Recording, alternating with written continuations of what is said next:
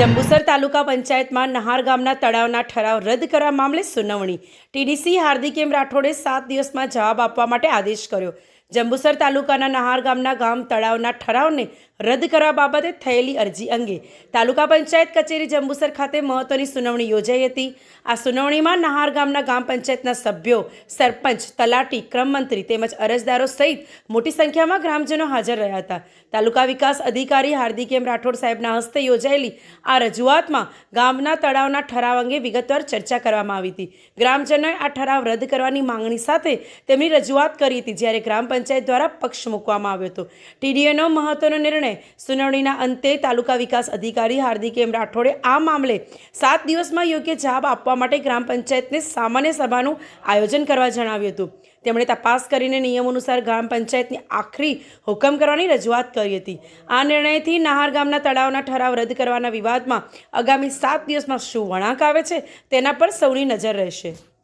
આજે જંબુસર તાલુકા પંચાયત ખાતે નહાર ગ્રામ પંચાયતથી શ્રી અમિત કુમાર છત્રસિંહ મકવાણાજીએ ગ્રામ પંચાયતમાં ગામ તળાવ ભાડે આપવા બાબતે એક ઠરાવ થયેલો હતો. એ ઠરાવ ચેલેન્જ કરવા માટેની અપીલ તાલુકા પંચાયત ખાતે દાખલ કરવામાં આવેલી હતી, જેના સંદર્ભમાં આજે તાલુકા પંચાયત ખાતે સુનાવણી રાખવામાં આવી અને સુનાવણીમાં બંને પક્ષોને સાંભળવામાં આવ્યા.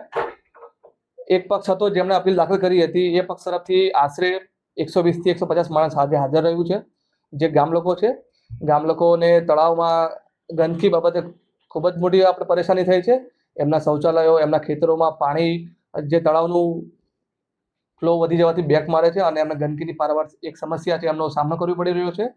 એ સંદર્ભે આપણે જે ઠરાવ થયો છે એ ઠરાવની લીગેલિટી બી પંચાયત ધારા 1993 નિયમો પ્રમાણે ચેક કરી છે અને ટૂંક સમયમાં આપણે એનો નિર્ણય પણ આપીશું.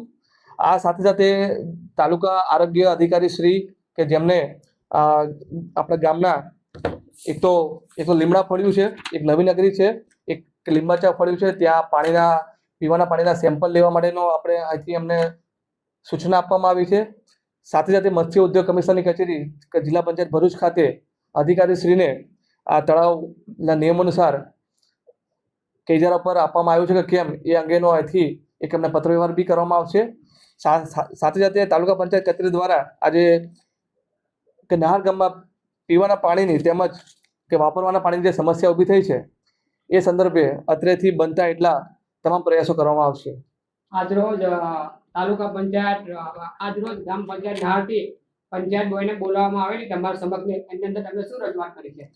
પંચાયત બોડી દ્વારા જે ઠરાવ કરવામાં આવ્યો હતો એ ઠરાવમાં જે ઠરાવનો એજન્ડાની બજાવણી નિયમ અનુસાર થઈ છે કે કેમ એ ચેક કર્યું, એમની હાજરીમાં પત્રકમાં સાઇન છે કે કેમ, અને આના પછી ઠરાવના જે શબ્દો હતા જે પંચાયત ધારાના નિયમો પ્રમાણે સુસંગત કે હતા કે કેમ એ અમે લોકોએ ચેક કર્યું છે. નિર્ણય હજી બાકી છે. 7 દિવસમાં આનો હુકમ કરવામાં આવશે અને બધા જ તથ્યો તપાસીને અહીંથી હુકમ કરવામાં આવશે. આ હુકમની જાણ ગ્રામજનોને ચોક્કસ કરવામાં આવશે. તારીખ 19/11/2025 રોજ તાલુકા પંચાયતે આપણે જે મેં અરજી કરેલી કે 22/5/2025 રોજ જે મત્સ્ય ઉદ્યોગ માટે ઠરાવ ગામ પંચાયત દ્વારા ઠરાવ કરી ચૂકેલ હતા તે બાબતે 19 તારીખે સુનાવણી હતી. સુનાવણીમાં ટીડીઓ સાહેબને બધી રજૂઆત કરીને એ સુનાવણીમાં મને યોગ્ય જવાબ મળી શક્યો નથી.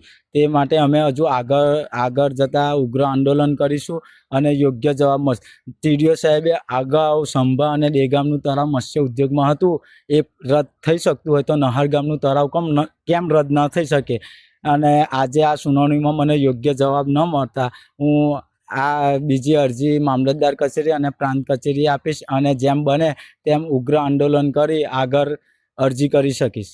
આ કયા કારણોસર તળાવનો નિકાલ નથી આવતો? આ કોઈ રાજકીય ક્ષેત્રના લીધે કે કોઈ નહાર ગામમાં બીજા ગામોનું હોત તો આ નિકાલ આવી જાત, પણ નહાર ગામનો પ્રશ્ન છે એટલે થોડીક રાજકીય સત્તાને લીધે યોગ્ય જવાબ મળતો નથી. અને ટીડીઓ સાહેબે પણ કીધું છે કે થઈ જશે, પણ આજથી મારા 5 કે 6 ધક્કા થયા છે પણ યોગ્ય જવાબ ન મળતો અને સુનાવણીમાં પણ મને યોગ્ય જવાબ મળ્યો નથી. તેથી હું હજુ ઉગ્ર આંદોલન કરીશ અને ગામ લોકોનો પણ વિકટ પ્રશ્નો છે. ગામ લોકો પણ ખૂબ મોટી સંખ્યામાં સુનાવણીમાં હાજર રહ્યા અને ગામ લોકોને જોતા ટીડીઓ સાહેબ તરફથી કોઈ પદ્ધતિ યોગ્ય મળ્યો નથી એવી આશા.